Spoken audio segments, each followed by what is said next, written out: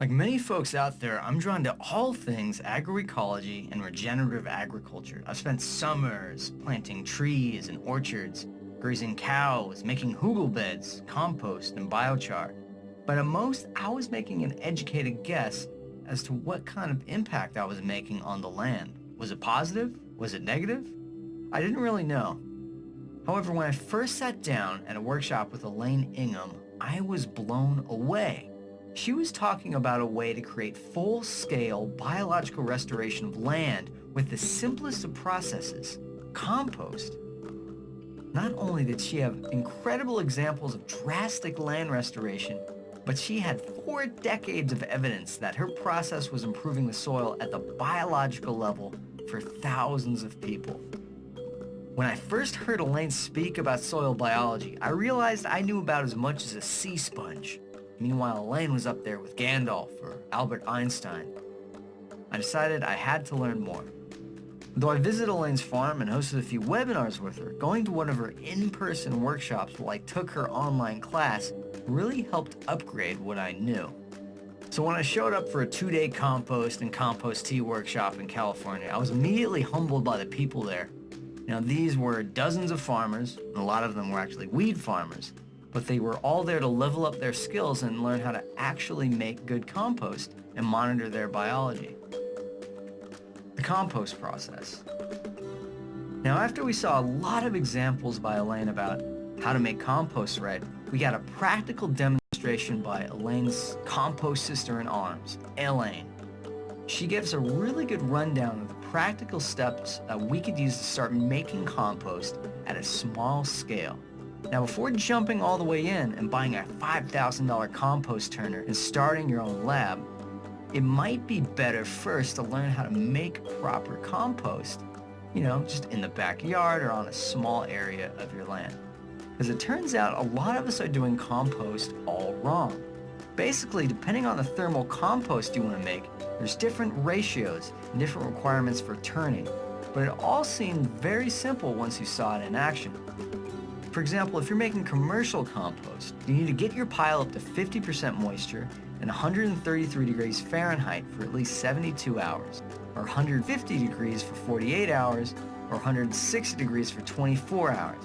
And then you turn your pile and repeat that process 3 to 5 times until the temperatures start stabilizing.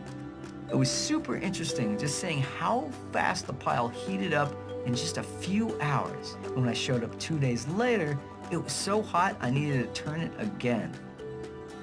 Another good tip was that the diversity of sources in your starting material leads to a diversity of fungi, bacteria, protozoa, and nematodes in the finished compost. All in all, if you do the process right, then you end up with a compost that smells like a forest, is filled with fungi, protozoa, nematodes, and just the right ratio of bacteria, and it's going to supercharge your soil and your plants. Learning how to make compost tea was another super exciting process I wanted to learn in the workshop. A lot of Elaine's examples are about ranchers and landscapers that saved thousands of acres and thousands of trees by applying compost tea, so I was itching to see it in action. Despite the effectiveness, it's a pretty simple process, but there's a lot of potential for error in the tea brewing process and cleaning the machine. All that you really need to start is good compost along with a bit of humic acid and kelp. As the oxygen pumps through the brewer, the fungi, bacteria, and other organisms multiply and eat the food, and when the brew cycle is done, you can dilute the tea with water and spray it on your plants and on your land. This was super exciting to see in action because a day after they brewed the compost tea, they were ready to apply it on the orchard on the farm. After checking the biology in a microscope at the workshop, they determined it was safe to apply on their trees. So we loaded up the compost tea on a golf cart along with a mobile aerator and sprayed it all along the orchard. It was a super interesting process because I've never done it before, and it was so simple. Simply doing compost tea brewing, applying it to the trees, and repeating. What's so cool about compost tea is if you get the process right, it can be scaled almost exponentially depending on the brewer size. You have a backyard garden, maybe use a 5-gallon brewer. You've got a market garden farm, maybe the 50-gallon. You've got a small orchard, well, maybe 100 gallons. A 5,000 acre ranch, well, then maybe 500 gallons of work. It's pretty exciting because it really upends the notion that you need tens of thousands of dollars in fertilizers and pesticides and chemicals to help out your land, when all you might need is a brewer and a good source of compost.